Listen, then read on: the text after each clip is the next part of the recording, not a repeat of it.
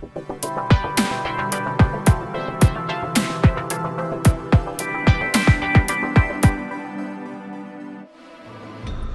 तालुक्यातील जिते येथील कोट्यवधी रुपये खर्चून उभारण्यात आलेले प्राथमिक आरोग्य उपकेंद्र अखेर सुरू करण्यात आले आहे.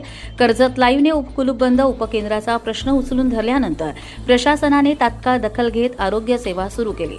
मात्र वीज आणि पाण्याच्या मूलभूत सुविधांचा प्रश्न अद्यापही कायम असल्याने नागरिकांमध्ये नाराजी आहे.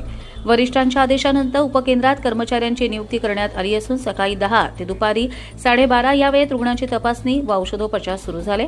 मधुमेह, रक्तदाब, सर्दी, खोकला यांसारख्या आजारांवर प्राथमिक उपचार दिले जात असून गंभीर रुग्णांना नेरळ येथे पाठवले जाते.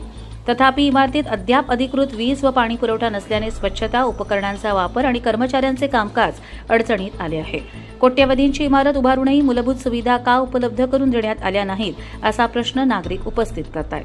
उपकेंद्र सुरू झाल्याबद्दल समाधान व्यक्त होत असले तरी कायमस्वरूपी डॉक्टर व नर्स नियुक्त कराव्यात, तसेच वीज पाण्याचा प्रश्न तातडीने सोडवावा अशी मागणी नागरिकांकडून होतीये.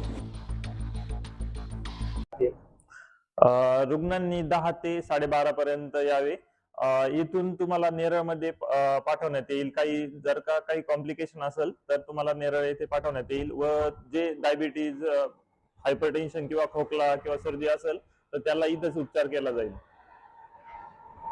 व माझी रुग्णांनी 10 ते 12:30 या दरम्यान यावे. 12 नंतर मला फिरती असते. नमस्कार, मी आरोग्य सेवक श्री भूषण शरद भंडारे. माझी ऑर्डर मी नेरळ येथे कार्यरत आहे, पण मला इथं अतिरिक्त चार्ज दिलेला आहे जिते येथे. तर आम्हाला सकाळी फिरती कार्यक्रम असतो गावांमध्ये, साथरोगाचं वगैरे फिरून नियंत्रण करायचं असतं आणि वरती माहिती कळवायची असते. तर त्याच्यानंतर गावातून वगैरे फिरून आल्याच्या नंतर आम्ही इथं उपकेंद्रात येऊन बसत असतो आणि सेवा देण्याचं काम करत असतो.